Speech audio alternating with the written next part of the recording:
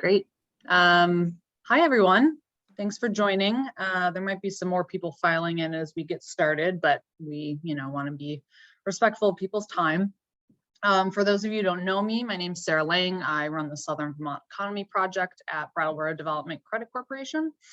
And today is one of 3 project stewardship workshops that we are putting on. And this is one of 4 sessions in a bigger series, which is our project development series. Essentially, we're trying to provide trainings and workshops around moving the needle on your local projects that you're working on. So project stewardship's the first one. Next is in June, financial management for projects. Then we'll have a project management workshop that'll be this fall. And then finally, grant writing. I'm going to upload a little file into the chat that has sort of all that information there, so you can take a look at it at your leisure. I'm going to hand it over to Maggie Foley. She is facilitating our project stewardship workshops, and she'll get us started. Thanks, Sarah. Welcome, everybody. My name is Maggie Foley. I'm going to introduce myself and then introduce what we're going to be talking about today.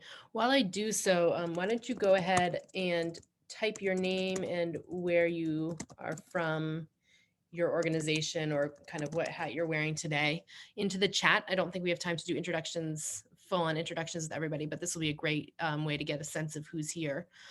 So today we're going to be talking about project stewardship.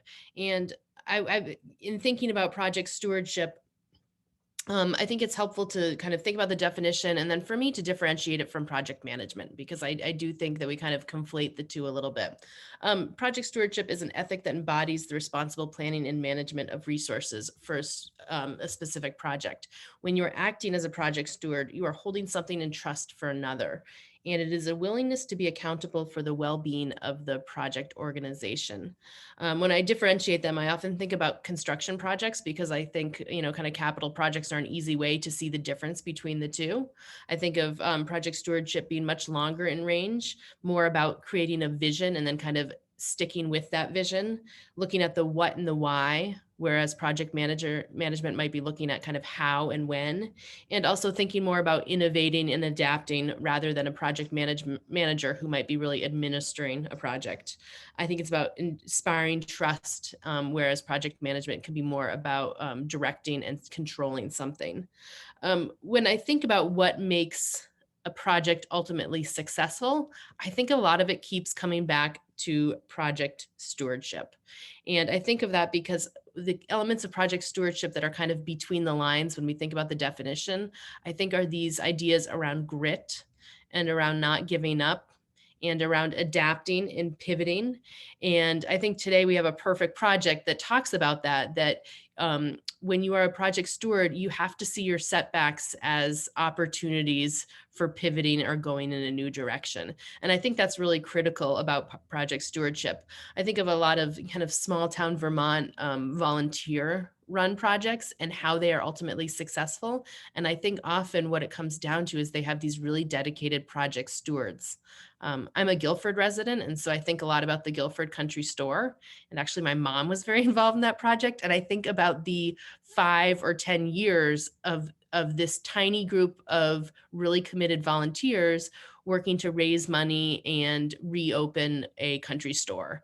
And what it took, took these people that were absolutely not afraid of failure, or that just simply wouldn't let it fail. And I think that's what we see when we see really effective project stewardship, is this carrying forth of a project over a long time.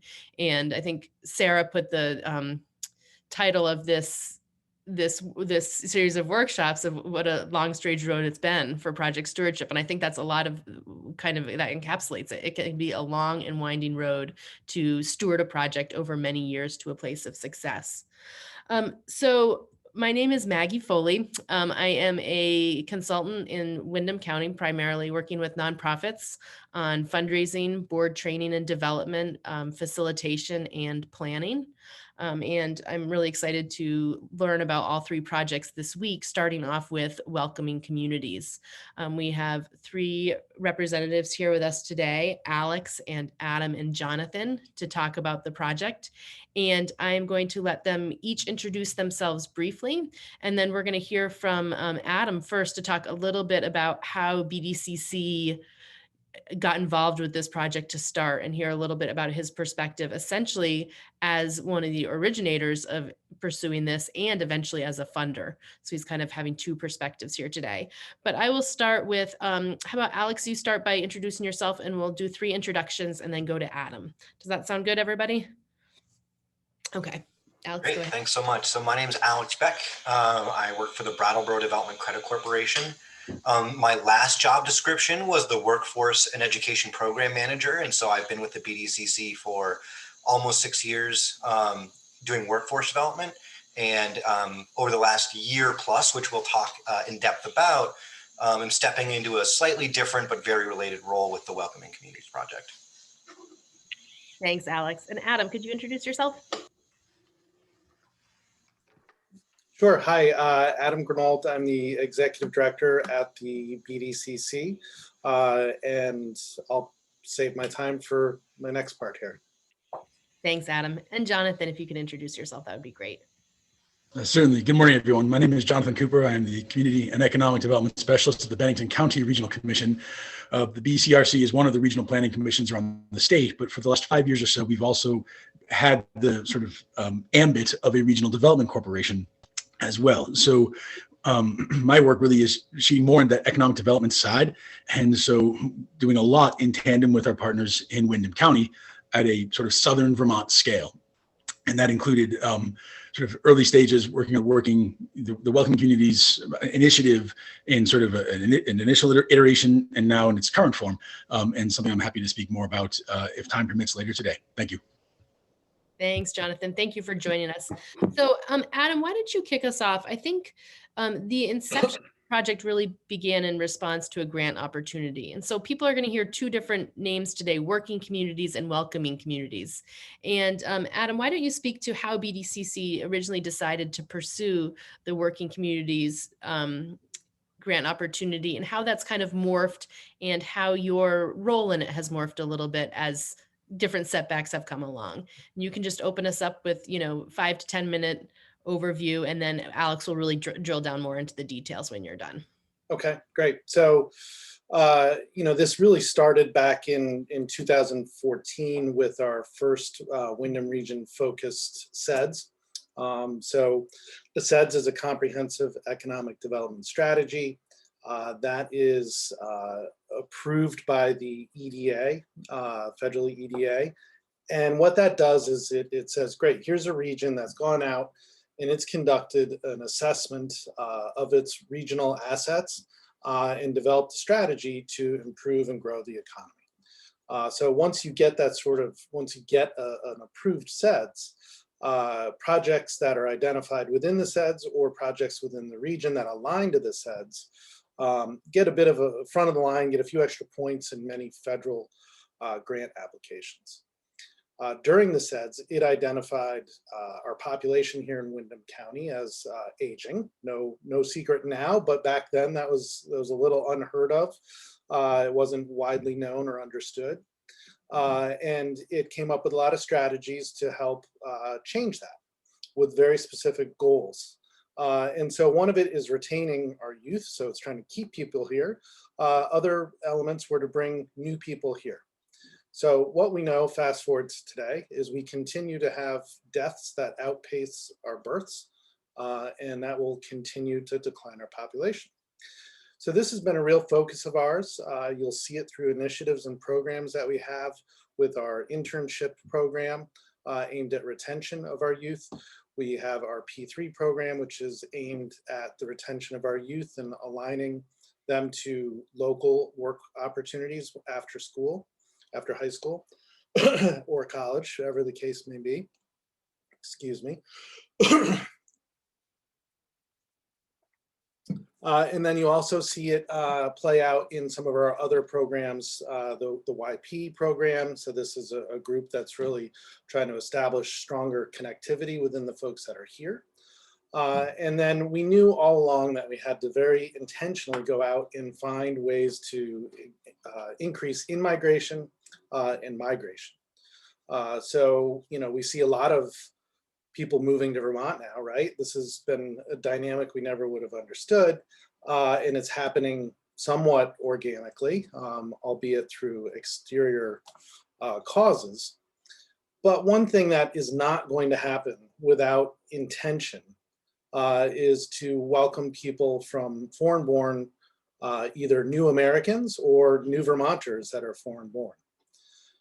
So we recognized this back in 2014 and 2015 and into early 16, we had been considering and looking at creating a refugee center or watching Rutland, what happened there. So we started having conversations with the folks in Northern Vermont, folks in the surrounding regions to understand what's necessary for welcoming foreign-born people that don't look like the majority of Vermonters, i.e. just white. What's necessary for that to be successful? You know, we could do a gangbuster job bringing people here, and if the systems and support network isn't in place, people aren't gonna stay. So we wanted to really understand what was involved with that.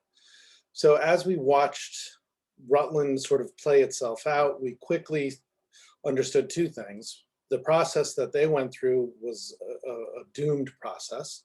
And that was essentially just launching it as if it was happening with very little notice and not having good public engagement. Number two, with the election, the federal outlook for immigration changed significantly.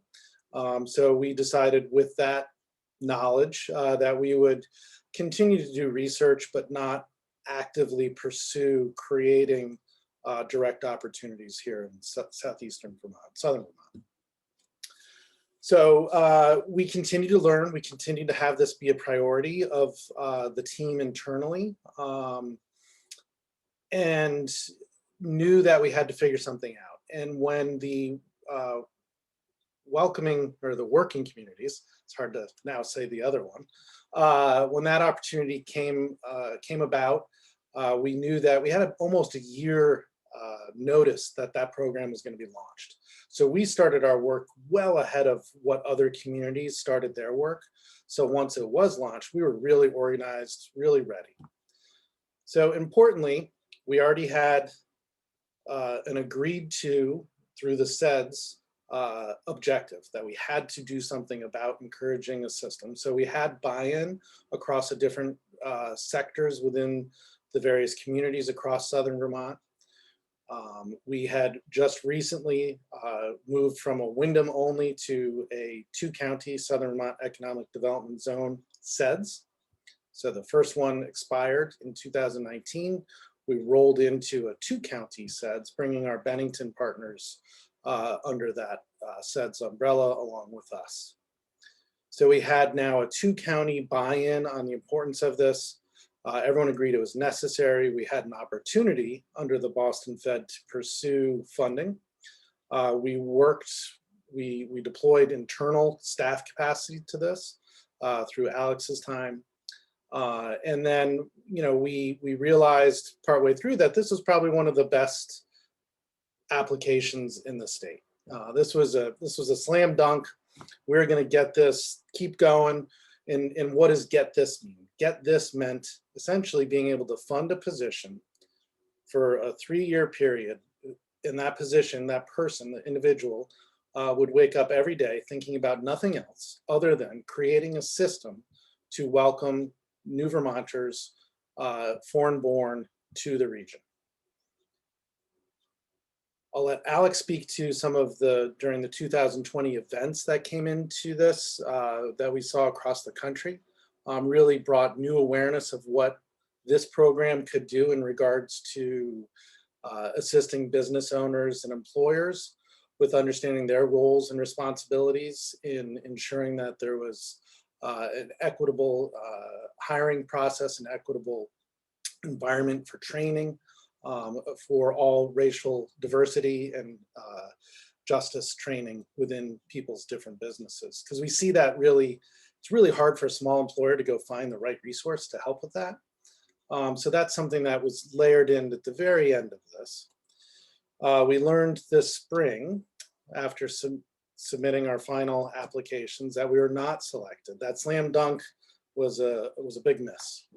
So we did not get funding. And for a variety of good reasons, we're certain.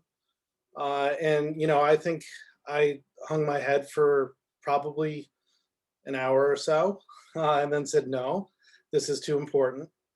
We've been working on this. There's too many different communities. There's too many partners who are all part of this. And we have to double down and absolutely make finding new funding the #1 priority of my time and that of the organizations to ensure that the work could continue.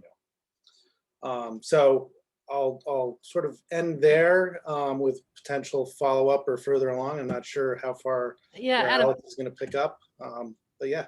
I think that's a great starting overview. And I think before we let you go, you did secure funding, and it was not from the external, Working Communities original grant. You decided to find the funding yourself. And I would love to just hear what it was about this project that led you to pitch this to what I understand to be a kind of risk-averse group.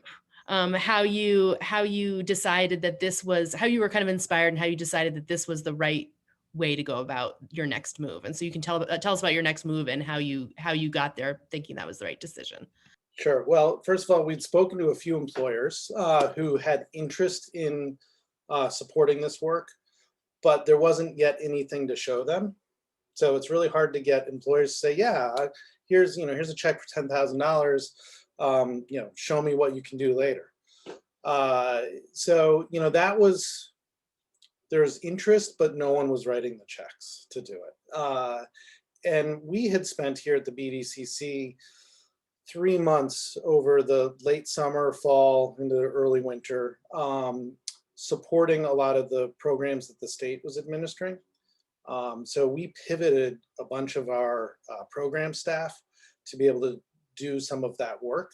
And some of that work involved reviewing grant opportunities. And through that work, we were compensated for that time through those grant opportunities.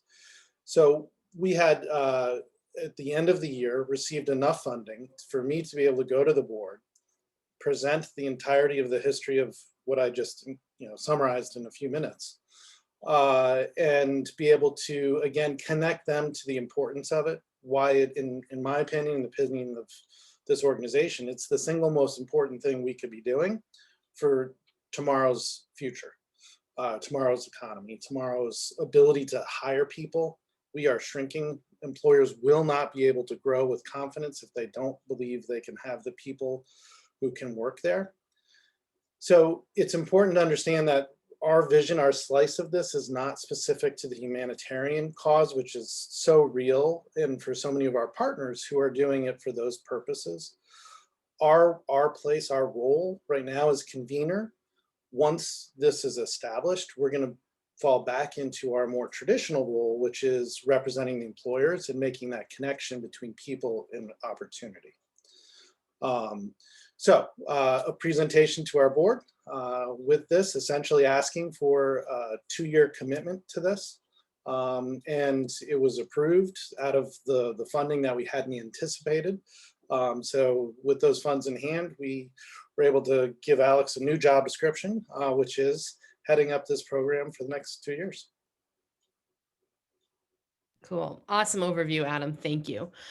So I think with Adam kind of setting the stage for how this went from, one of the brainstormed ideas that made it onto the SEDS into a project that didn't have the intended outcome of being funded, and how the BDCC and Sevens is carrying it forward, I think is a really great overview. And Now I will let Alex dive into some more of the details. I do want to let you all know we'll have Alex probably talk for about 20 minutes here, Alex, if that seems right. And then we'll take a brief break. And when we come back, we'll go into questions and answers. I have some questions and areas I want to hear from Jonathan and Alex, kind of self-reflecting about the project. And then I want to open it up to everybody for different questions that you can ask of them, that we can ask each other about our projects. I think it's great to have such an awesome group of peers in here, and we can, share our experiences, use this as an example to have further discussion after the break. If you've just joined us, please be sure to introduce yourself in the chat. I noticed we have a few new people on, but that's our trajectory. So we'll have a break in about 20 minutes and then we'll be wrapping up by 2. Adam, great introduction. Thank you so much. And I will pass it back over to Alex. Great. I'm gonna Maggie, set. hey Alex, before you chime in, I know Adam has to probably hop off at like 12:30 or sooner. 12:29 and a half. Okay. Just wondering if maybe there are any initial questions for Adam, since he's not going to be here the whole time. Can we just open it up to briefly to see if anyone does have questions specific for Adam? Of course. If you do, please unmute yourself. If not, we can move right on to Alex. Okay. Thank you. Thank you, Adam. All right, go ahead, Alex. I'll just set myself a little timer, so giving me that much time, could get me into trouble. But yeah, I think Adam, gave a really great overview as the why. Not just why does this work need to be done, but also in some ways why the BDCC should have been and was the leader in this. And I'll tie it right back into the difference between the project management and project stewardship. I think the BDCC is great at both. I think what in general economic development organizations are great project managers. You want to build a building, that's great. I think what makes this project unique is and our organization unique is we're also the project stewards and the vision stewards of so many different initiatives in our community. Like the SEDS is essentially our SEDS projects that Adam mentioned. That is in some ways us stewarding other folks' projects and making sure that they're on this list. Even if they're forgotten for a short period of time, they won't be by us. And so in thinking about that, the Working Communities Project or Challenge from the Boston Fed was a highly prescribed process. And it started I had to dig through my emails. It started in the fall starting in the fall of 2019 was when we could actually start applying for it. And that is when, it was a vague letter of intent, a big picture idea, what you're trying to do. And then we had an interview as a group early January. So we pulled together our team, and I think Adam summarized what that is, who that was really well. We had folks, the Community Asylum Seekers Project, which is called CASP. I'll get into their role. And the Bellows Falls Area Development Corporation, Windham Regional Commission, Bennington County Regional Commission, Southeast Vermont Transit, and SIT Graduate Institute. And it's okay if you don't know who those folks are, but I think what's important is they are at times very disparate in the areas that they focus on. So Adam mentioned the humanitarian component of providing a welcoming community, and CASP is a group of is an organization that supports asylees. And so a lot of our project centered both of the CASP's work and the experiences of their guests, of the asylees.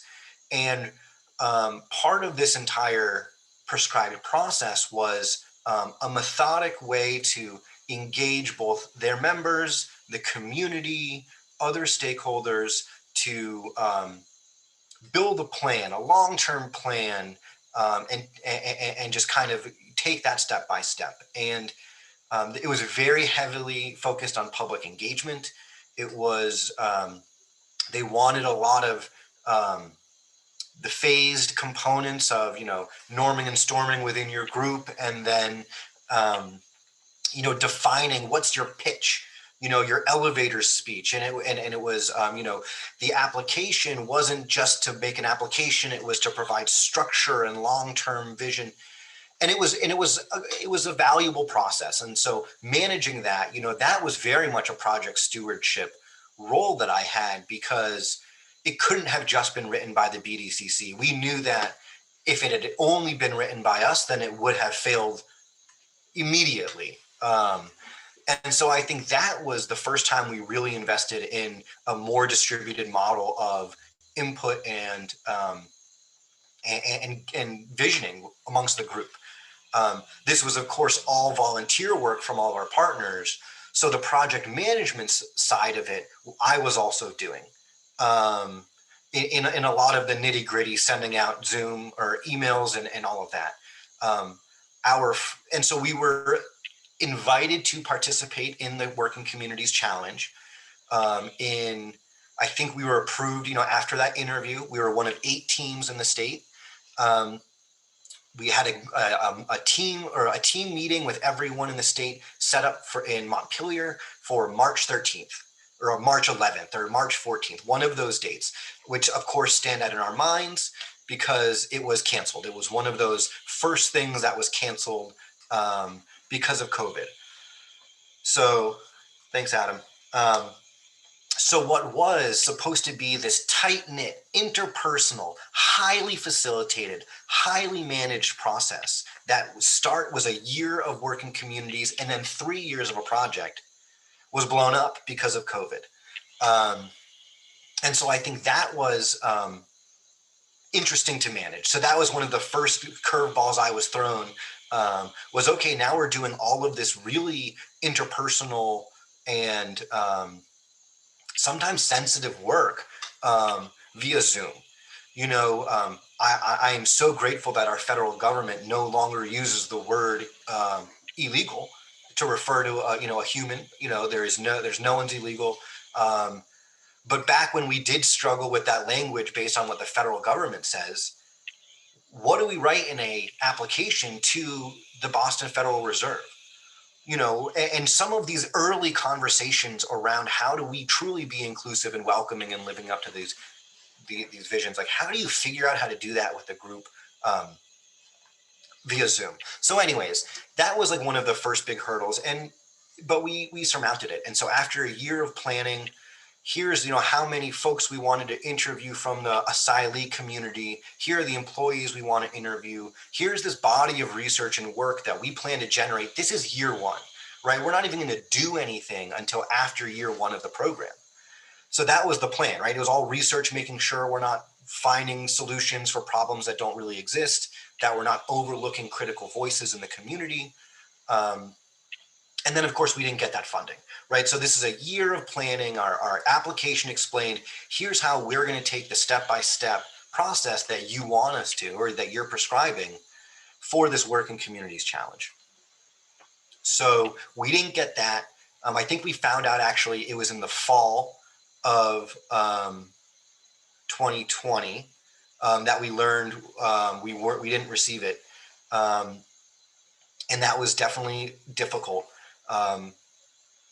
And so I spent, between then and now, rejiggering the program in order to find funders. And so that's something I think we'll talk about later, but it was really, now that we know the program isn't this highly prescribed process, how can we re-envision the values and the needs that we've identified and do it differently? Is it, if there's the funder who wants to see an increase in business ownership or entrepreneurism activity around foreign-born folks, that is something we were capable of doing because of our skill sets, and follows along the same lines. Whether it's only workforce development focused, which Working Communities focused on public transportation, housing, and language learning, and all these other things. And so based on the applications, we made tweaks and re-envisioned what the actual project would be, not what the goals are. So finally, as Adam mentioned, we had this opportunity to present this to the board, and I have that presentation, which is now what the Welcoming Communities Project is. And so what I will say is, we are intentional about the language we're using. And we realize that our project isn't actually just about working communities, it's about welcoming communities. And as Adam mentioned, you can trick someone to move to Vermont a million different ways. You need to really invest in being an inclusive and equitable and welcoming community if you want any of those folks to stay. And of course, we're specifically talking about foreign-born and BIPOC community members who are here now and who are might want to come. And so I have a short presentation I'll show that talks about what this is now. And so a lot of it is the same. We have the same partners. So this is, I was excited to reconvene everyone on the team and say, I'm back, I'm funded by the BDCC now. And so this is kind of what we'll be working to implement. Let's see. Can you see my presentation? Yep. Yep. Okay, great. So this is a very different order and scope compared to what we had originally envisioned the Working Communities Project to be. It focused much more specifically in some ways around asylees and other specific folks with different citizenship statuses. And this kind of looked at the, being self-funded, it refocused us to see what's most pressing. We can't just plan 3 years of work and just kind of hope it happens, because it's not funded that way and it wasn't structured this way. So we kind of could reprioritize what we thought was most important. And that's where this afterthought of, well, if we're bringing a lot of folks, from a different country into our communities, we probably need some workplace training on working with international folks. Of course, the reality is all of our workplaces need significant investment in being equitable and inclusive workplaces for all people of color, BIPOC community members, foreign-born workers, everyone, bar none. And so that is a reason that's a reason why we were able to center this, because even if we were to convince, more immigration, refugee resettlement, asylee resettlement, this diversity and inclusivity is key to everything.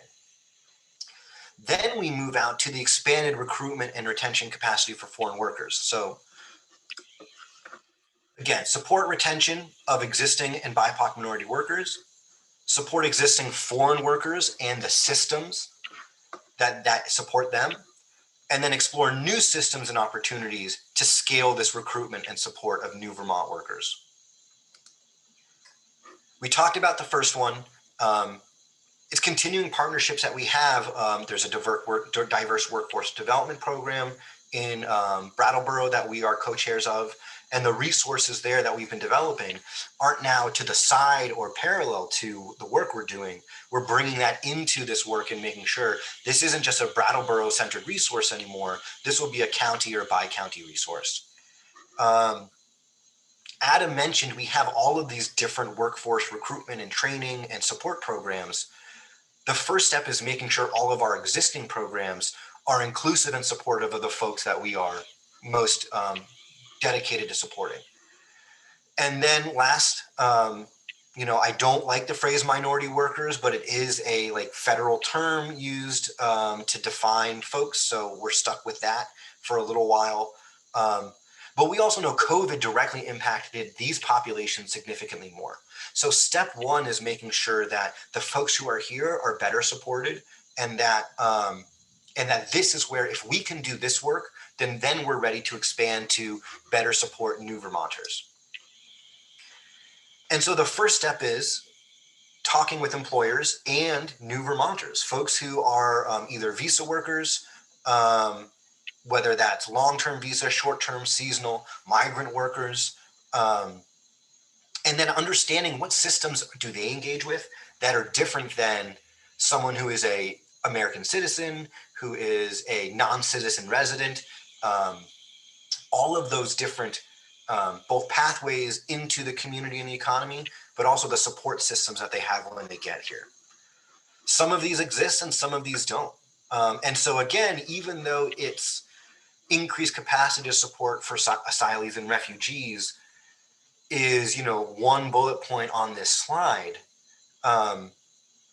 this is in that, that second phase. And then the long term, I'll come back to this, is the real work of bringing new folks in. And that's really where we know that if we were to pursue refugee resettlement community status, then we need all of these systems in place regardless. You cannot welcome new folks into your community if you don't have the housing to do this. So whether or not we do this work, again, this was approved 2 weeks ago, 3 weeks ago. It's, years of work in the making, but we know that each successive ring of this project is reliant upon the other. And so instead of planning everything out 3 years in advance, we're saying we need to start where we know the foundation needs to be built. And then once that foundation is built, the funding will come for that next phase to really look at this expanded recruitment and retention. And then eventually we'll have proven that Windham County or Southern Vermont is worthy of this investment to be a long-term resettlement community. And so what that looks like short-term, and I'll try and be really quick, is short-term, it's us partnering with an employer who is open to being trained and really investing in their workplace to be a welcoming environment.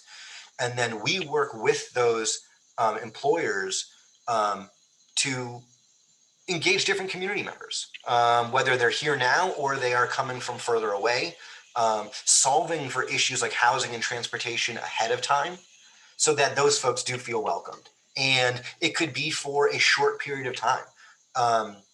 It could be for shift workers who just want to be in Brattleboro for 3 days a week and make a lot of money working in the manufacturing environment and going back home to Holyoke or Manchester or Keene. One really important thing I want to reiterate is every job opening is also, it's not just an economic liability for the long-term health of our economy, right? It is proof that there are barriers in place for people finding that work. If there's a $22 an hour job available that provides healthcare and living wages, and people aren't applying for that from a diversity of backgrounds, that means there are obstacles and barriers to that. So a lot of the time we see folks saying, well, we have all these job openings, let's fill them with immigrants, right? Instead, we're taking the approach is that if we build welcoming and diverse and equitable communities and workplaces, and if we invest in these systems, then the folks who want economic opportunity will be able to find it here in Windham County. And it's not assuming they look a certain way or prioritizing certain groups of people. It's that every barrier we can remove will be another new community member that we will successfully retain in our workforce, in our community. Their kids will go to school in our local schools that are struggling. You name it, but they aren't the solution. The solution is creating more equitable and more welcoming communities. I think I'm 2 minutes over. Any questions? Any slides that I can go back to? I'm going to stop sharing. I guess I can look at the chat. Any questions? You may notice we're light on details, and part of this is because we've changed this a lot. Now we know the details are short term. And that's kind of what my job is finding these pilot partners and continuing the research. We're still doing a lot of the same things that we did before, but there's a little bit more pop and pizzazz, I think, in the timeline and the focus and yeah. Yes. Oh, go ahead. So Alex, do you see the question from Lee in the chat? Yeah. So the folks I mentioned earlier from SIT and Wyndham Regional, Southeast Vermont Transit, CASP, they are our advisory group still. So even though we built that team for the Working Communities Challenge, which required us to have a multi-stakeholder community-based team, they're still the team. You know, how they fit in, you know, we can't compensate them because we, you know, have significantly less funding now, the way that we had planned to for working communities. But that is like, you know, the next phase of funding is like, okay, now that we're looking, you know, where does each person fit in now, not just as an advisory role, but as a full partner, as a support to the folks we're working with. And it's going to grow. So we, like, you know, we know when to call you, and we know what, you know, those workforce strengths are. It's, you know, do we get there first, or do we bring everyone into one big team? And you know, how is that, you know, how much project management do I want to be doing? Also relies on how many people you're bringing into the project before you have a constructive way for them to contribute. Awesome. Thank you, Alex. I see that Amy asked a question too, and I'm going to put out this idea that if you have a question, let's start typing them into the chat, and we'll take about a 10-minute break. I'd love to see all your questions start in the chat. And then when we come back, Alex and Jonathan will start answering our questions about the project, and we'll move on from there. You're welcome to ask it live when we come back too, but if you want to write it down before you step away for the break, that's great. So I have 12:45. Let's all have our screens back on and be back at 12:55. I think it's good, given it's the lunch hour, to take the full 10 minutes, get up, move around, grab something to eat if you need it. But please come back and let's ask Jonathan and Alex some challenging questions in our second half. And then we'll be able to talk about our own projects a little bit and ask each other some questions. Francis is here. If you'd like. Okay, so 12:55 will come on back, and you can pop a question in the chat in the meantime.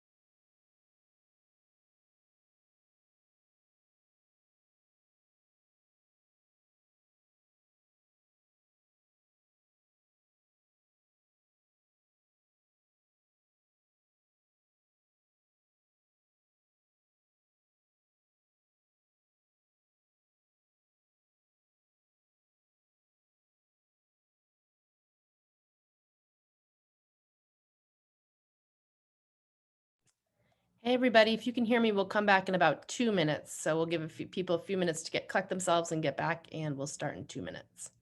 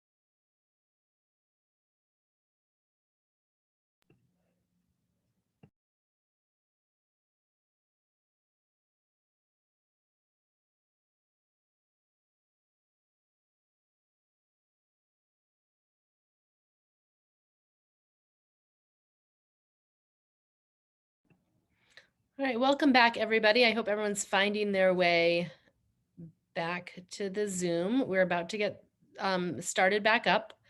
Let's see, I'm going to hand it over to Sarah for a quick minute to set up a little bit about how this today is different from the other days we have this week, and a little bit more about the second half. And then we'll jump back to some of the questions that we've seen in the chat and invite more questions as well.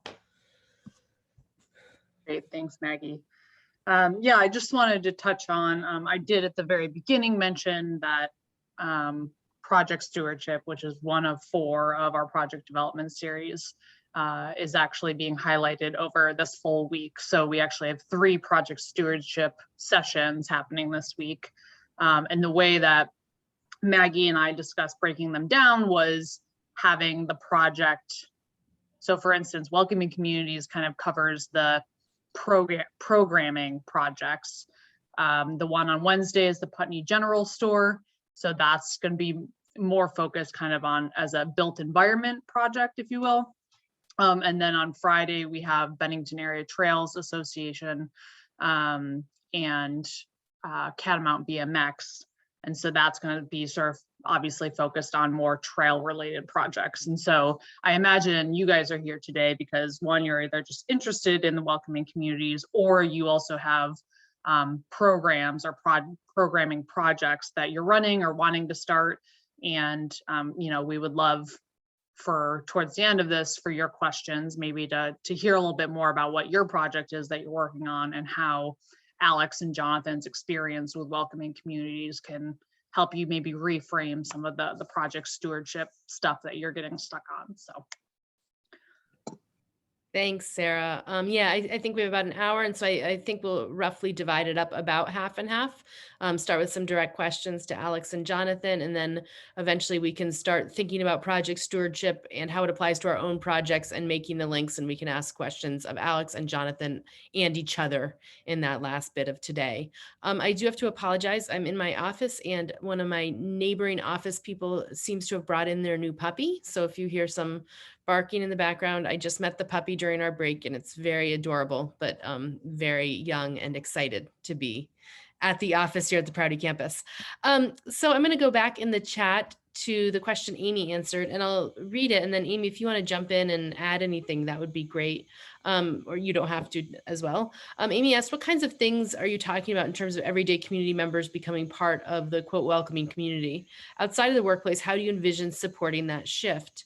I think that's a great question. I also would say even within the workplace, what are some kind of of the practical changes, and how do you, this seems like a real culture shift, and how are you envisioning supporting that? Amy, is there anything, if you want to unmute yourself, if there's anything you want to add to the question, or we can just hand it over to Alex and Jonathan. After we answer that question, I do want Jonathan to get a chance to introduce a little bit more of his perspective of this project since the pivot. So we'll pause there and then continue with the questions. I see you're unmuted, Amy. Yeah, thanks. I don't necessarily want to add anything. I'm just, in some of the work I've been involved in, there's talk about, how do you change the culture and the environment in the schools and the grocery stores, just in the day-to-day reality of a community is so complex. And I understand, the focus on the workforce or workplace, which makes a lot of sense, but I'm just curious how it might weave together with the rest of the community. Yeah, I mean, that's an excellent question. And I'll answer it in two parts. So one was when we had the Working Communities application process, we had dozens of organizations and names of future partners who we would have either be a part of or even lead subgroups within this initiative. So of the organizations that we mentioned, you could envision, for instance, there's this advisory group, but then, Randy from Southeast Vermont Transit would open up his transportation subgroup. And so, there was, of course, a list with Stephanie Bonin on it and the Downtown Brattleboro Alliance, because they're already doing excellent work with their Love Brattleboro initiative. If you think of the Russian nesting dolls of subcommittees and subgroups and action teams, that was the structure that we had initially planned with Working Communities. And so now, and that included compensating folks who attended, some of these meetings, getting, if we want underserved voices in our meetings, we needed to reduce those barriers to enter those meetings and enter those spaces. And so we had all of those things more or less charted out. And so the answer is we had all different corners of the community, mentioned. And I think, Lee brings up SIT Graduate Institute and World Learning, which is not just a fantastic language learning institution, it's an intercultural communication and competency organization as well. And so it's not just about, does the shop manager know how to say wrench in Spanish? It's what does actual intercultural competency mean? And is it and understanding that it's needed by your boss, your boss's boss, the people you work with, your police officers in your community, your landlords, your select board members, your town managers, you name it. And Lee, you are hitting many, many hammers on the head, what we're talking about in the future. But in terms of how are we engaging the rest of the community, it's really no stone left unturned.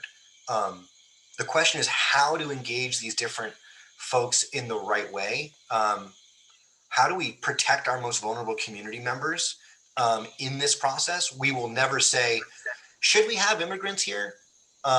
Because the people who say no are not really the folks who we are centering in this conversation.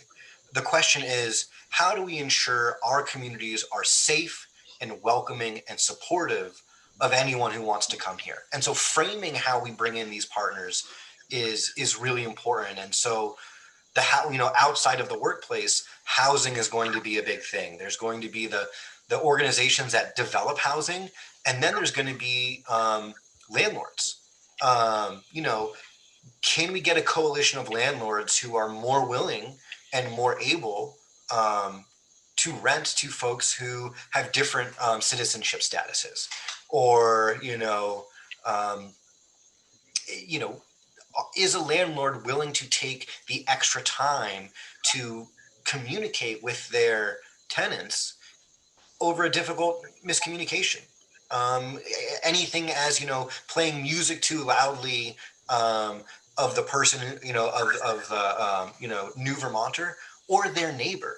It could be the neighbor who's playing their music too loud. And does someone who's new to our community feel comfortable reaching out to their landlord and saying, I just got a job, I need to get up early tomorrow morning, and there's someone next door who's making this environment unlivable to me, and I can't even talk to my neighbor because of an issue. These are hypothetical situations that aren't so hypothetical, I'm sure. So bringing, every component into this project is going to be important. And the way we'll do it is through, we joke the coalition of the willing, in the sense that the folks who are willing to invest in their workplaces, their rental apartments, their bylaws, how they communicate in the community, those are the folks that we will support as a project steward. And that's the difference between what am I going to be doing and then what do I know needs to be in place. The DBA, Downtown Brattleboro Alliance, needs to succeed in a lot of their initiatives if we want our downtown to feel welcoming and open to folks. And that's how we do that is going to be tricky. And that's what, the next few years will really look at involving. And again, before we had, year one is when we establish these action teams and when we begin engaging all these things. With that plan thrown out the window and the funding landscape changed, I'm excited to explore how we re-envision this public engagement process. And if I may just add to that, Amy, one of the things that we found is we're able to sort of demystify the process, which has been a helpful thing for me to try to do as well. And the committee that Alex has referred to, there's a lot of real good knowledge about what the process is for people who are not US born Vermonters. And it is something that as a US born Vermonter, I don't know much about this at all. And the thought is that, one of the most helpful things I've heard so far is to relax on the definitions, on all of the many different, permutations of terminology. The thought is that in a lot of ways, when we think about some of our most difficult policy issues nationwide, locally, frequently we can get bogged down in a lot of these, details, the weeds of specific terminology or implications or what sort of model is this and that. And those things inhibit conversation. They create groups where people are the experts and then there's the novices. And really, we're talking about our communities. We're talking about the places that we share, the public, and we're talking about ways that assist our businesses, sure, but they have those foundational components in our socioeconomic fabric.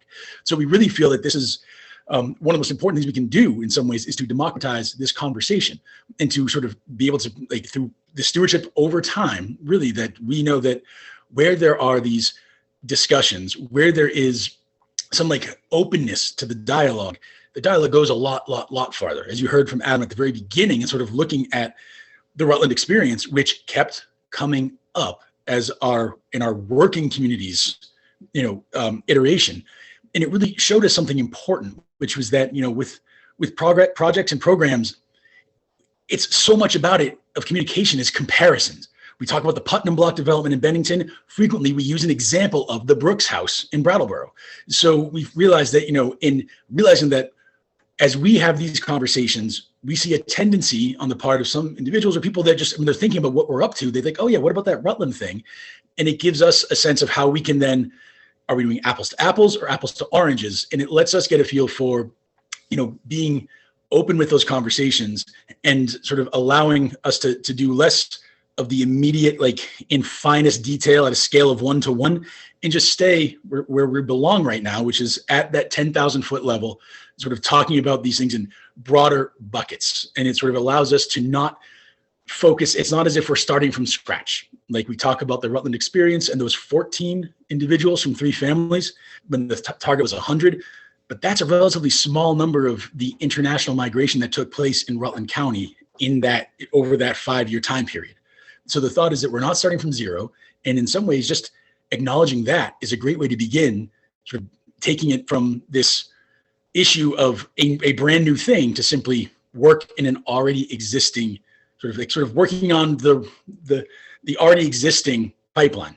And that's sort of an important way for us to sort of know that we're not talking about something brand new, but rather something that's been going on in our backgrounds, in our communities, for quite a while now. Thanks, Jonathan. I think that idea of looking for places to compare is an interesting one. There's a question in the chat. There's kind of two themes in the chat right now, and one is how involving other groups. And I want to kind of dive into that and go through some of the groups and how we envision involving them. But going back, there was a question earlier on about from Glenn saying, you know, are there lessons that you've learned from places like Lewiston, Maine, that had a large influx of new Americans? So, you know, there's the Rutland example that you've mentioned a few times, but have you looked outside of Vermont? And are you incorporating kind of those lessons learned as you create this project and steward it along? Yeah, absolutely. I think in some ways the research project component hasn't changed a lot. Um, the timeline in some ways is different. That, you know, we're not going to do anything until all of this research is done with year one. We're kind of separating it out. Okay, you know, Lewiston is a very successful refugee resettlement community. And so when we're thinking about refugees, like those are the folks who are on the, you know, the interview list, and we're already connected with people in Lewiston to do that work. And then there is the folks at CASP, for instance, that, you know, the experience of their guests, of the, you know, folks who have sought asylum here, they are the people who are navigating our communities, and there's no better. Oh, go ahead. Can I pause there? Can you make sure that everyone knows what CASP is? I don't know Sure. if we've introduced it so Yep. thoroughly. It's the Community Asylum Seekers Project, and it's a organization based in Bellows Falls. I think now they're headquartered in Brattleboro, and they've, you know, over the years have they're community led, so it's not you know, refugee resettlement is a formal designation through the State Department, for instance. This is a largely volunteer run. They have, you know, 2.5 employees and an incredible community of volunteers who have successfully resettled. They've successfully resettled asylees here in Windham County, which are folks with a different citizenship status than someone who has a visa and someone who is a refugee, or you name it. So some of their experiences, we will learn, you know, where the gaps in our community are, and we're already starting to do that, talking with, you know, the folks who are volunteering there as well. So that's really where, you know, we can, you know, we are learning as much from our partners, because the BDCC doesn't know this stuff. You know, we aren't the ones with the answers. We're the stewards. And so we need to get all of this information that, for instance, CASP has generated over the years and say, okay, how can we support them doing their work better and more? How can we support the folks they work with when they've been granted their asylum? And then how can we expand what we've learned from that partnership to better support foreign-born workers, you know, being agnostic to what their citizenship status is. And, you know, there's a really fascinating, the journey to Lewiston is one that runs through Atlanta to Minneapolis to Lewiston. It's it's really fascinating to get a feel for. We can sort of focus on the experience having arrived, but it gives us an opportunity to think about the experience prior to arrival, and that the majority of that community is not coming directly from one overseas location to Lewiston. Rather, it was a sort of a bit of a journey in which community members were expressing preference. And that's, I think, a really sort of some important lessons for us to draw. And so the thought is, in some ways, we can draw lessons from the outcome, but also lessons from the becoming. And that's really been a big part of what Alex has tried to create space for, and the rest of the team, which has proven really given us a lot of latitude for us to explore. And that's really the most important part in this phase. Yeah. And I think that, you know, one phrase I've kind of used is a phase 2 refugee resettlement community would be a community after someone is successfully settled as a refugee, they can live anywhere they like. And, the Hmong people don't love Minnesota because of the weather necessarily. I don't know, maybe they do. There's a huge Hmong community in Minnesota because the initial in-migration of those folks was supported and welcomed. They found success in that community, and So more from their community followed. And sometimes that's a formal process, but whatever the process is will fail if that community wasn't supportive of them, because they would have landed in Minnesota. And if it wasn't a place that was welcoming to them, we'd hear what we hear in Vermont all the time: too cold, I'm leaving, right? It's never about the cold. And so I think that's kind of, when we're looking at other communities, we know that part of it's formal infrastructure and part of it's a designation status and part of it is having great organizations like CASP. But part of it is that if there's opportunity and you let folks, and folks can successfully engage with it, those communities will grow. We see it all across America in more diverse cities. As suburbs expand and suburbs become more and more diverse, we see that where there's economic opportunity, if there aren't obstacles, people will follow. People of all kinds and all backgrounds and of all necessary skill sets, right? So that's kind of how we've, the approach we're looking at this. And yes, we have connected with, the USCRI, the refugee resettlement community in Vermont. And for them to open an office in Brattleboro, or for Brattleboro to be designated a refugee resettlement community, we have to do all this work anyways. We could, we're not saying, okay, we're working towards this formal application just yet, because we haven't done that yet. But if it is something that we want, we still need to start at step one with kind of how we've laid out this project. That's great, Alex. I would encourage people, if you want to jump in and ask questions yourself, that's totally fine right now. I'm happy to read them from the chat, or I'm happy for you to pipe in. But I do see this whole thread of, I feel like the BDCC filter is definitely focused. I think you have the broad umbrella and you're the convener, and then like your ultimate piece is really around workforce development and economic development. And a lot of people are raising, the issues around faith community or existing resources like SIT, our Main Street, other resources we already have in the community. And so, I think you're saying it's early and you have some voices on your advisory committee and you are learning as much as you can, but how much do you feel like BDCC will continue to kind of drive the integration into the larger community that might be outside the workforce as you move forward? Outside the workplace, I guess. Yeah, so that is where, again, the project management and project stewardship thing blurs itself. And what I'll say is that as I'm the project steward of this, and our goal, and I think Adam mentioned this, is our goal is for the systems to be in place in 2, 3, 4 years, so that we can step back into being an economic development and workforce development only position. But that is not what my role is explicitly.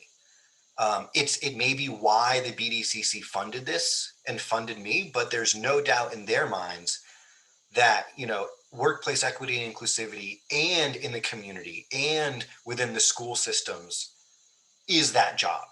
They know I'm not going to be going into any of the schools and doing these trainings because I'm not the person doing that. That's not my skill set. But, who's going to find the right facilitator to go into our schools to ensure that these trainings are available? No one's paid to do that here yet. And so that is, I am, that the amorphous, blob that will fill in these cracks until we meet those partners and we bring them in and someone says, yeah, I can do this. This is my bread and butter. Like SIT is a great example. The language learning is, in some ways that default, like they're like, yeah, absolutely, we're in. What else can we do? And so I think that's, when we start, if we are pursuing refugee resettlement status, that will be a heavily engaged community process. And when we start putting out press about, okay, now it's time to bring folks here from wherever, whether it's for 3 days from Holyoke to work at, a local manufacturer.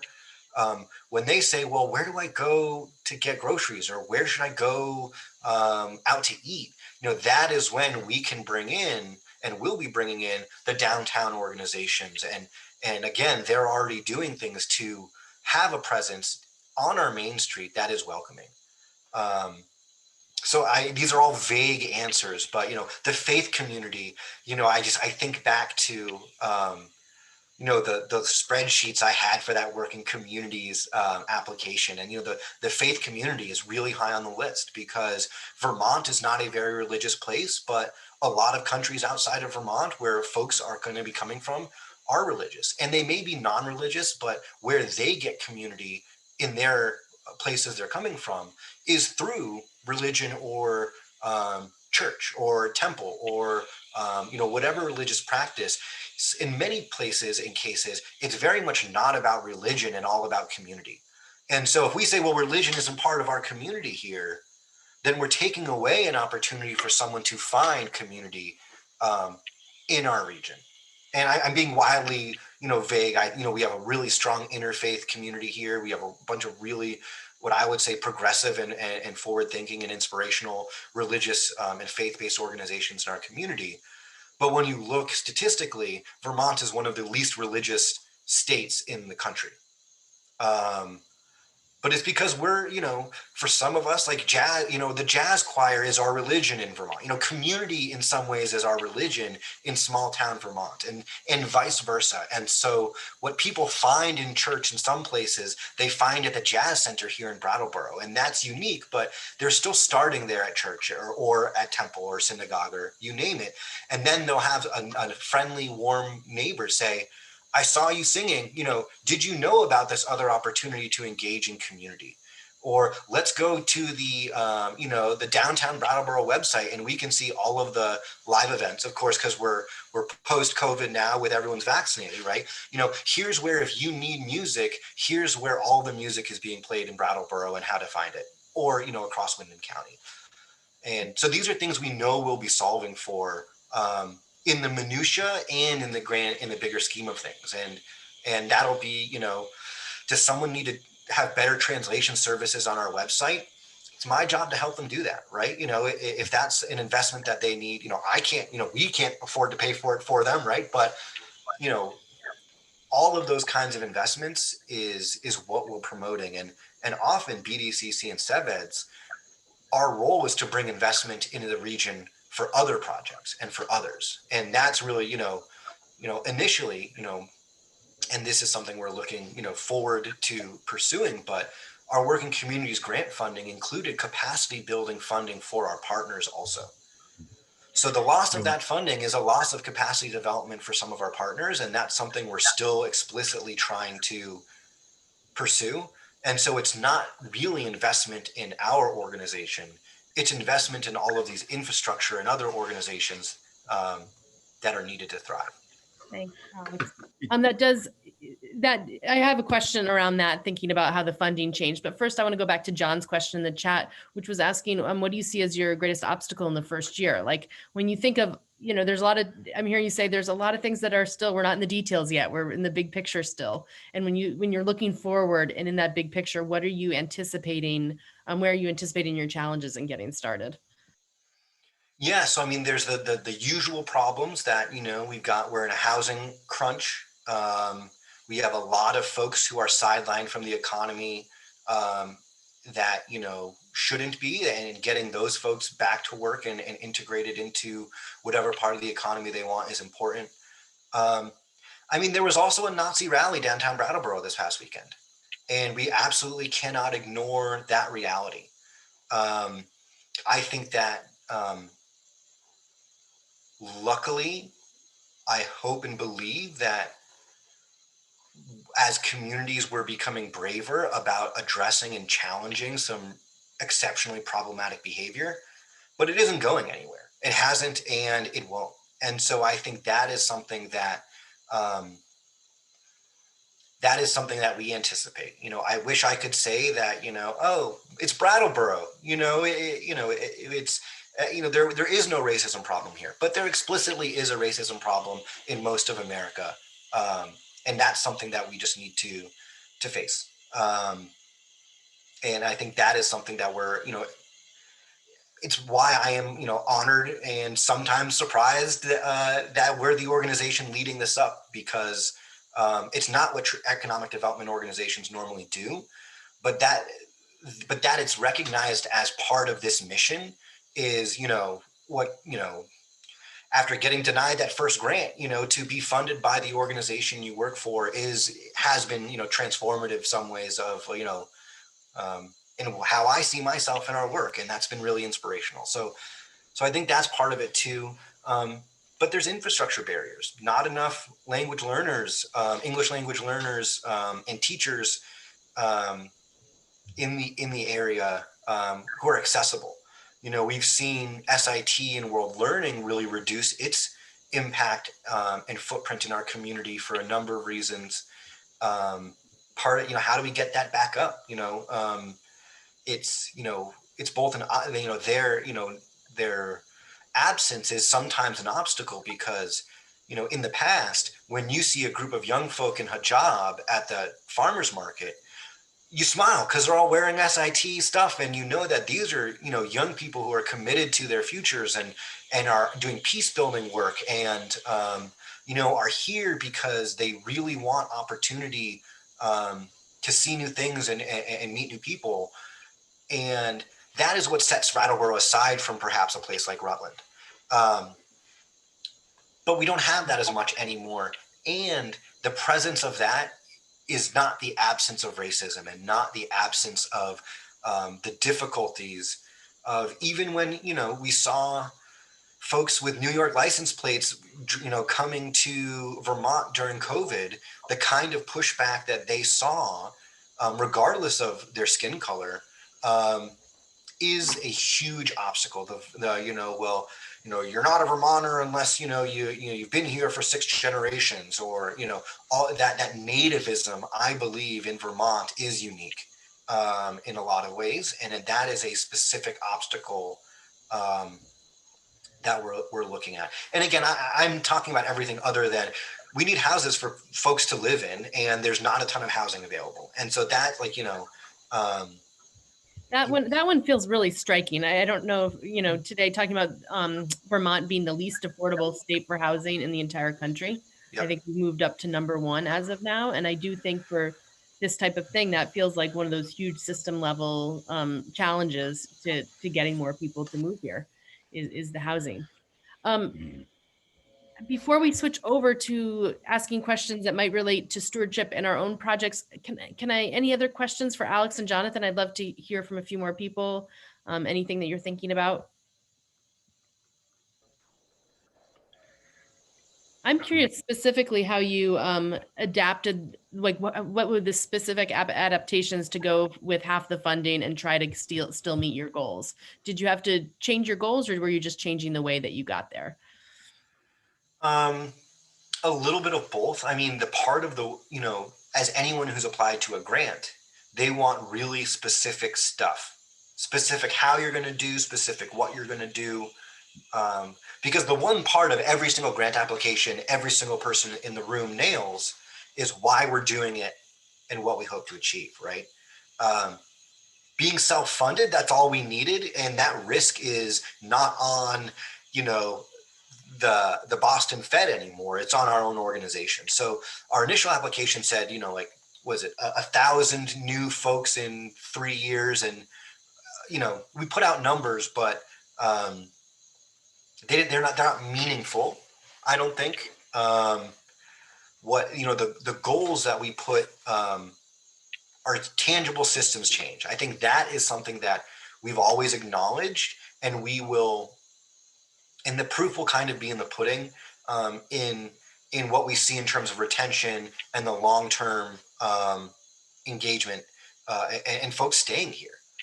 Do we see less instances of refugees who resettled, whether in Chittenden County or elsewhere, leaving the state? Do we see how are our school demographics changing? Because it's not like we're going to be standing at the border with one of those clickers, counting every single person who we don't recognize come in, right? That's actually the exact opposite of what we want. What we want is in 3 years to be at least a viable refugee resettlement community, but for our census, census data to be different, for our employment and housing data to look different, for the school enrollment data to look different, for our school faculty employer data to better reflect the student data. So we can keep going down this rabbit hole of what equity looks like in a community, and we're going to have to pick our battles for that too. But it's as much as fewer Nazi rallies as it is folks earning high wages successfully in the workplace that perhaps they thought was inaccessible to them in the past. Thanks, Alex. Jonathan, do you have anything to add to that in response to that question? I thought it was an interesting one. Yeah, what I wanted to add was that, one of the valuable things about external funders is obviously the funding, and it's a give and take where you then have organizationally, you'll get together and you'll work on things, and there's but there's an external approach that you will be sort of working with and working through. And, we've been able to sort of take a step away from that. And while I think everyone would have preferred to have continued forward on that path and have been sort of continuing to build on the relationship that we had been building with that external funder and their sort of suite of funders that were part of it, this has sort of given us a chance to recalibrate based on strictly on organizational strengths. And, that's sort of been a really valuable opportunity for us, and so, for example, if we have these two geographic areas, we can sort of focus on where our windows to the world are in each area. And it gives us a little bit of latitude and freedom to sort of go about this problem, or go about this task, I should say, in ways that are, that sort of come naturally to our organizational capacities in alignment with our missions. It also, allow us to do so without that, not having to have that sort of external reporting concern, where we can be reporting on the things that we feel matter most, on the timelines that make the most sense to us. And while, and that I think really aligns with the notion of stewardship, as you keep your eyes on the why, and that this is something where, having had a lot of time as an internal sort of group to marinate on the why, and having become convinced of the necessity of the why, that we can try to work to retain the Vermonters that we have. We can try to work to bring new Vermonters from elsewhere in the country. And those are two branches, and we have a third branch that we also have a strong why for. And so that's really been it's sort of given us a little bit of a chance to make sure that we're looking at it through our lens and not an external lens. And it looks better to me that way, for sure. Yeah. And so a great example is, in our application, by year 3, we will be formally reopening, a CASP office in Bennington, and we'll be expanding this work formally to replicate it in Bennington County. So the BDCC and BCRC, the Southern Vermont Economy Project in and of itself is all about learning from each other and replicating our successes and building on that. So a lot of the time, the things we do and that we know are just integral to the relationships we have, you have to spell out in a really convoluted way in a grant application. We're always still learning from each other, and the goal will always be for Bennington to learn from us to learn from Bennington, and for the work we do here to be replicated there, right? That is explicit to our SEDS. It's explicit to how we run our programs. But it's not explicit in a grant application that got funded, because we didn't get a funded grant application. And so that's some of the benefits and drawbacks, because, Jonathan's going to have to hold me accountable to something that isn't written out now. And, I'm more likely to exclude Bennington County by the nature of this new structure.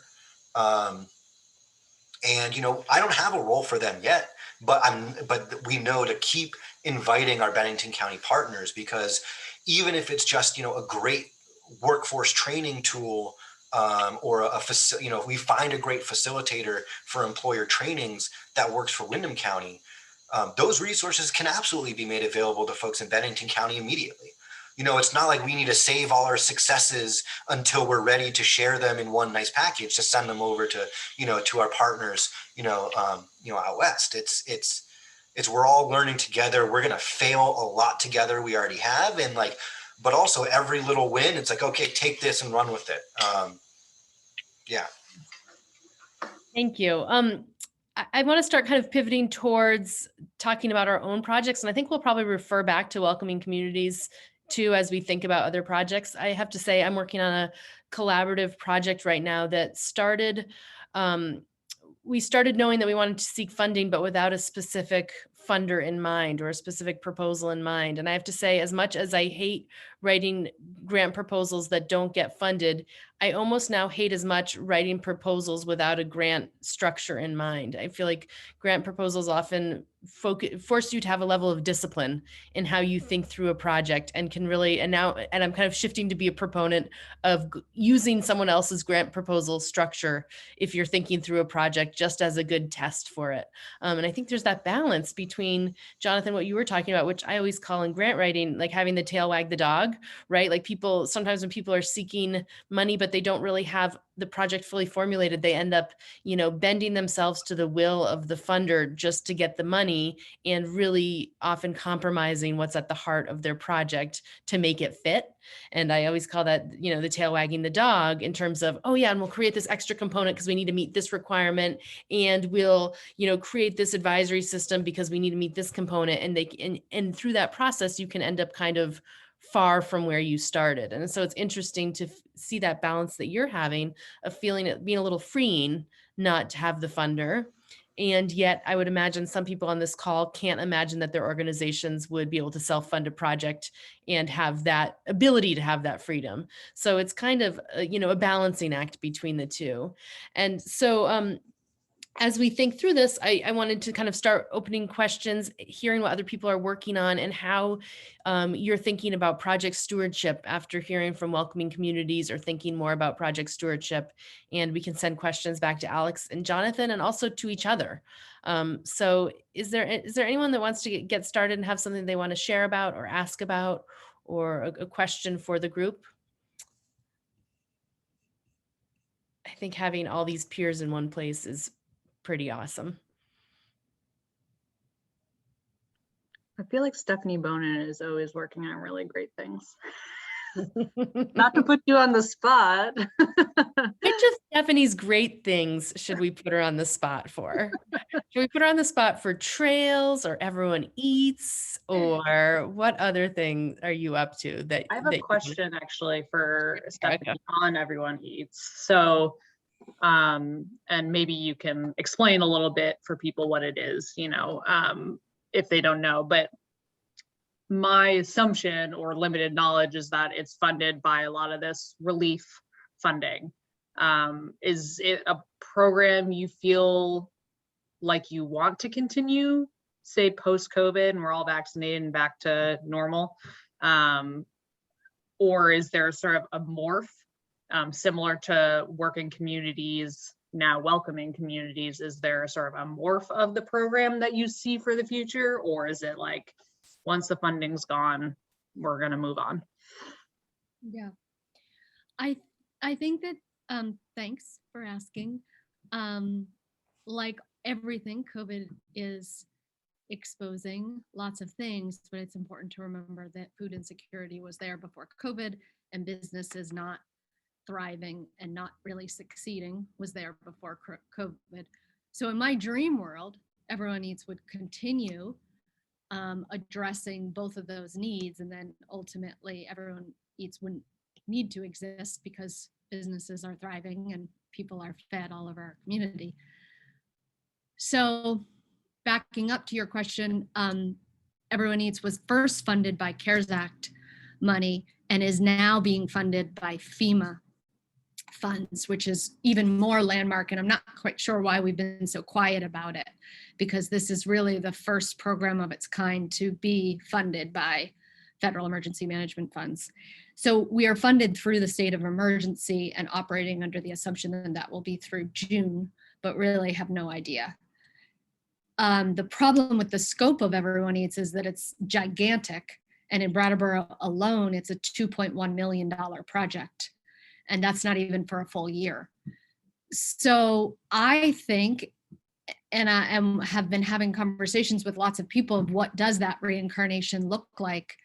What are the gems that we take from the program and run with, because it's not going to be the full scope. and what can we learn from all that we've done. And one of my favorite things that we've learned from it is the I'm sorry, one second, just looking at the chat. Everyone Eats is the program that is buying restaurant meals and feeding it to anyone who's been negatively impacted by COVID. And those meals are distributed Monday through Thursday at different locations in 7 different towns. So I think one of the gems that we've taken from that project is that food costs more money than our federal government allocates, and that we are all way more connected.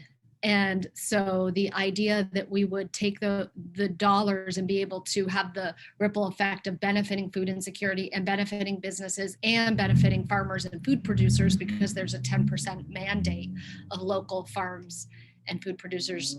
I think, that is why can't we have that model for all of our economic development? Why can't we have that model for all of our food insecurity? Why can't we have that model for everything that we do? So it's sort of like, let's get all the people at the table that are needing to think about that, figuring it out. But yeah, so in summary, yes, we want to figure out how to not lose the benefits entirely.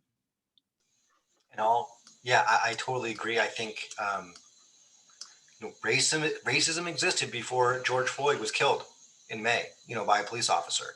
The most recent Black Lives Matter protests and the movement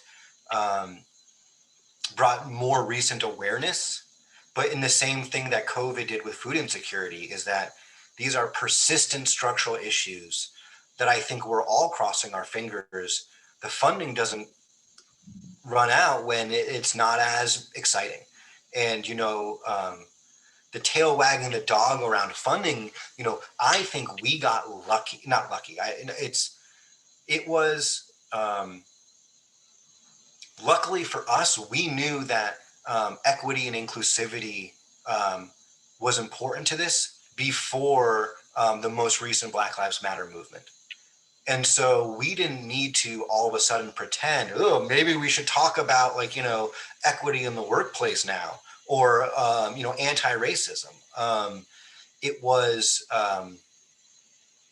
in a terribly depressing way, reaffirming the need to have this work expand well beyond the workplace, or just, asylees, for instance, which is a small subsection of the, incredible folks who are coming into Vermont as newcomers. And so I think that it kind of recentered a conversation that we were having. But the concern is it, and there's been a flood of funding opportunities for BIPOC Americans, which are excellent. And for us, it was, what's the fidelity of our project to foreign-born citizens, and how does that overlap with diversity, equity, inclusion funding, and that push in our communities, and really in the philanthropic landscape in general. The grant-making landscape has shifted towards these equity and inclusion. Maybe we're just looking at it more. But yeah, the concern is always that when there aren't protests, or when COVID isn't, front and center, are these investments still being made? And, as Adam mentioned, we knew no one was investing in immigration during the previous presidential administration. And to a certain extent, we didn't stop working, but we also were really measured in what we thought was possible. And I think that's really important too, in determining organizational resources and allocating them. And it's a depressing thing to say that, if things hadn't gone the way they did the most recent election, and we didn't get our Working Communities grant, the outlook to self-fund something around immigration would be worse, and it would be a more risky investment. It would be more needed. But I can't promise to protect a vulnerable community member, especially under the previous administration's leadership, if you will. That we cannot ignore that element, how it supercharged our communities with animosity towards folks who aren't a part of them. And so again, like, I couldn't just ignore that and just, oh, well, we should just do this project anyways, even though we know there will be no more immigration into the United States had things gone differently. So the same thing with after COVID, what's the next thing? Where's the funding coming from? And as project stewards, how hard do we chase? But I'm optimistic with the American Rescue Plan and other things that we'll start seeing better, different investments. But if, the worst case scenario is we don't learn from this past experience, and that, the success of Everyone Eats is like, well, that was just a COVID thing. I think would be the worst case scenario, other than it never existing in the first place. And that could be said for a lot of these other support systems. I also think there's this thread that I see with, with Everyone Eats, is how can we be ready as a community for when both crisis happens and when opportunity happens. And I feel like we're kind of getting towards the other side of the crisis. And I feel like we're seeing some levels of funding opportunity that we don't typically see. There's money coming into Vermont, and Vermont has some budget opportunities that are rare. And so where are projects that are ready to go that have been kind of waiting quietly, and how do we use this time to accelerate them forward?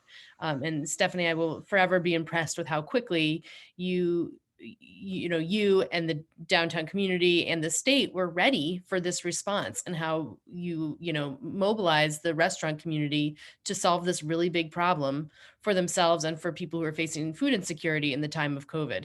It was inspiring. And now I feel like we have to move to a different level of readiness, as we see things like federal, appropriations and earmarks coming back, and all different types of funding that we haven't been seeing for quite some years. Any questions right now? I see that Francie's here with CASP in her name on her screen, and I don't want to put you on the spot, but I am curious just to hear an update on how CASP is weathering through this and through this pivot and continuing your work during this time, if you feel comfortable speaking on behalf of CASP. Sure, happy. And first of all, I want to thank Lee for alerting me to the fact that this meeting was happening.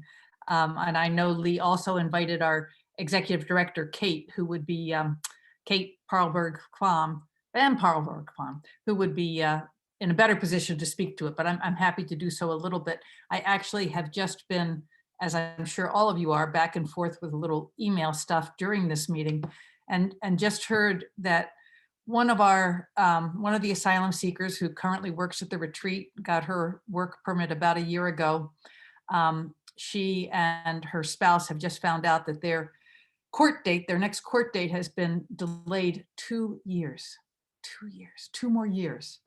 And this is a woman who has 2 children in Honduras, who she's hoping very much to be able to bring to this country. So, what can I say? But in terms of the kinds of things you all have been talking about, housing and language learning have just been huge issues for us.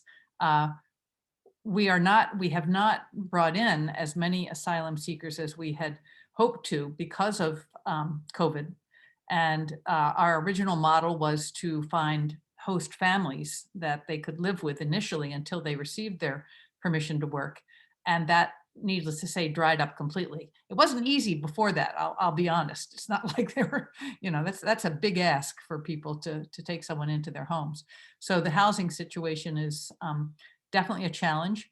And I will say that there is at least one landlord in Brattleboro who, well, no, there are 2 landlords in Brattleboro, but there's one who has housing that's pretty edgy, but it's amazing how supportive that particular landlord is of people who might be considered a poor risk. So there's hope there, but there sure needs to be more. The other thing I'd just quickly like to say about the English language learning is we have just finished developing a curriculum that's an English language learning curriculum that's also focused on vocational, getting ready to join the workforce with USCRI. We actually contracted with them.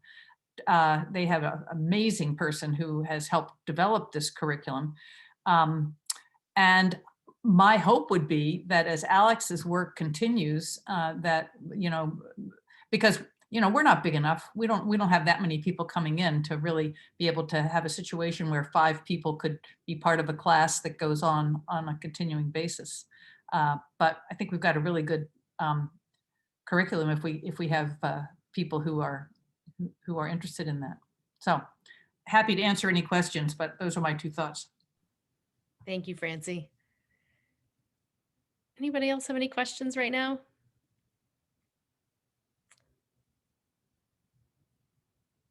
I don't see any. I think we can move into wrap-up thoughts and just any reflections. I just want to commend both Alex and Jonathan for their presentation today. And just, I think for me, it's really cool to see a more traditional organization. I mean that probably more from the board and the mission perspective. When I think about BDCC taking one of the priorities of CEVIDS that might be more, and I don't mean this in a political way, but maybe it overlaps a little bit more progressive, a little bit more risky, a little bit more thinking outside the box and innovative, and having that organization of BDCC where we think of the core business kind of around real estate and business incubation, and taking that leap of faith to really be behind the project even during the more kind of challenging part when you didn't receive that first funding. And so I think it's just kind of inspirational to see our community looking at priorities in a more deeper way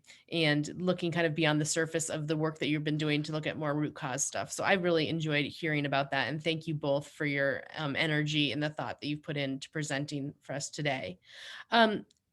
Diana's asking a good question in the chat about, as the project moves forward, will Alex and Jonathan post progress in the BDCC information, or really like, how can we stay connected to this project? How can we keep tabs on what's happening? Where will we be seeing information?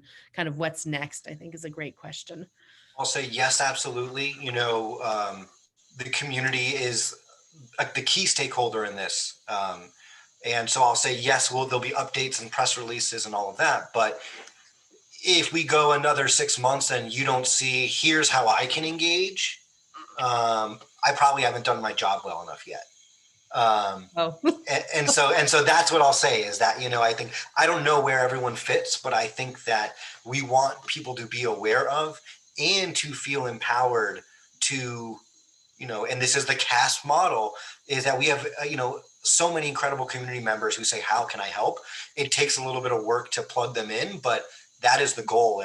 And what I will say is, despite some of the concerns that we had about making this announcement public when we did the Working Communities project, the first thing we had was people emailing saying, how can I help? And we were like, whoa, we just formed the group, and that's what that press release was about. And we had people from Bennington and Windham County saying, tell me how I can support this. So there will be that. There'll be public meetings. There'll be volunteer opportunities, and formal. If you have whatever you have expertise in that you want to share, we absolutely welcome. Great, thank you, Alex. Jonathan, any closing thoughts from you today before we wrap up? Well, let's just say thank you all for your time. And I know that's one of the things that's sort of valuable at approaching this from a regional planning and economic development perspective is that it allows us to really undertake economic development in the public interest. And that's really sort of that public interest component that you're sort of referring to is such an integral part really of how it reflects how the lines are kind of blurring between what we consider community development, what we consider economic development, and who's at the table. And the blurrier that gets, I think the better that gets. And so that's sort of something that I hope, as you'll see, as Alex has presented here, there's the intent the entire time was a sort of devolved ownership model that over time became more and more owned by the many participants. And so that's something that we're sort of excited to see it continue on. And obviously, it'll be great to see where Alex goes with this and where the steering committee helps him go as well. So thank you for your time, everyone. Yeah, and I mean, the goal, and Jonathan, alluded to it, the goal of this program is for the people leading it to not look like me and Jonathan. We realize that the demographics of Vermont today and where resources fall, which again is all part of the problem we're struggling against, has put us in this position to be doing this. But again, Sarah said, it's everyone's goals to put themselves out of work. And that is what we want. We want CASP to grow and to be providing these services more robustly in the way that they want and they do well. We want SIT to re-envision their role in the community and to do, filling in these roles. And we want, BIPOC and foreign-born leaders to feel welcome enough to step into this place safely and say, yeah, I'll stick my neck out in this community and advocate for this, because I wouldn't right now necessarily if and that's something that, in working with CASP is, we'll never get a CASP guest and say, can you come stand out in front of everyone we know and say why you deserve to live here? Right? That's not how you do this kind of work. That's not how you protect our most vulnerable. And so again, figuring out how we transition to that is that work. It's all these little steps in between that we're excited to start soon. Awesome. Well, thank you, Alex. Thank you, Jonathan. Sarah, thanks for bringing us together. It's fun to see other faces and see what people are working on. I think we will wrap up. I've noticed we never build in travel time anymore. And so I always try to end Zooms a few minutes early so everyone has a breather before they're on to the next thing. So I appreciate all your time today, and take care, everybody. Thanks so much. Thanks, everyone. Thanks. Lee, I'll give Kate that hug for you. Yeah, I put my email in the chat if anyone wants to follow up. But thanks, everyone.